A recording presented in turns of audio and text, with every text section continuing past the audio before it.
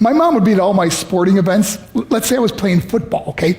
My mother would be on the sidelines, and if the play on the field started going one way, my mother would run along like, Mark, get him, get him. I'd be like, oh my gosh.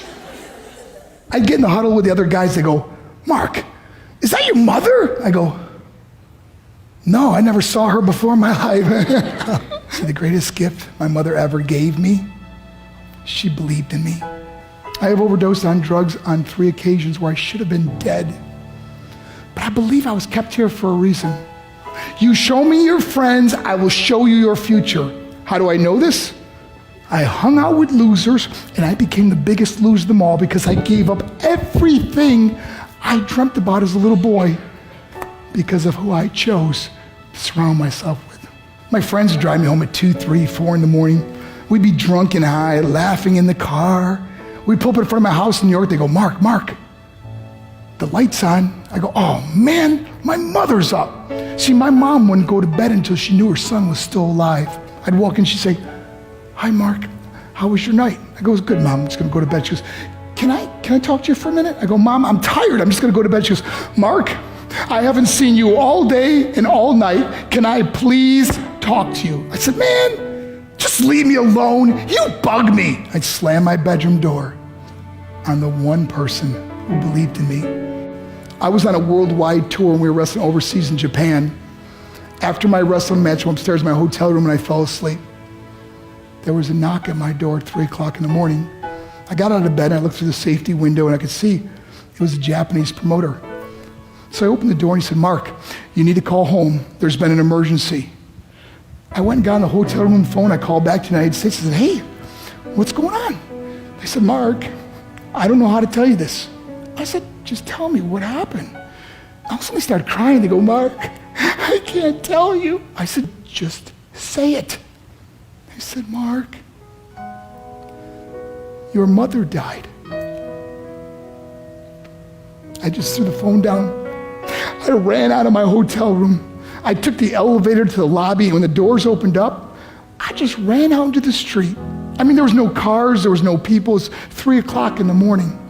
And I walked down the middle of a street in Hiroshima, Japan, and I remember looking up and just saying, Mom, I am so sorry. I flew home for her funeral, and I was so nervous to walk up to her casket, so I just stood way in the back.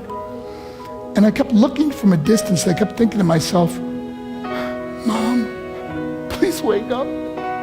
Please get up. And then I finally got the nerve to walk up to her. And as I got closer, I could see my mom for the first time. I mean, she was so beautiful. She was dressed in white. I mean, she looked like an angel. And I just stood over it. I said, Mom, you are my hero. Everything I am, everything I hope to be was because of you. You loved me so much. You gave me a life.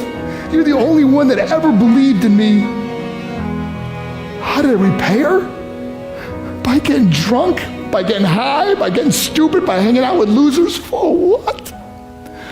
All she ever wanted to do was talk to me. I wish I could talk to you now, Mom. I wish you could see what I'm doing. Why couldn't I have been a better son? We are defined by our choices. But if you surround yourself with people involved in drugs and alcohol and pills, it's a dead end. I'm not here to preach to you. I'm here to tell you I lived that life. It leads to broken hearts, broken relationships, broken dreams, and death. For what? To get high? If you have a mother or a father, when you go home, tell them how much you love them. See, my whole life was about being rich and famous. I had to be a millionaire. I had to win the race. I had to win the race at the expense of my marriage, my family, my friends. For what? To be all alone in the world? I learned what is truly important, and that is how precious this gift of life is, and our families, and how quickly it can be taken away.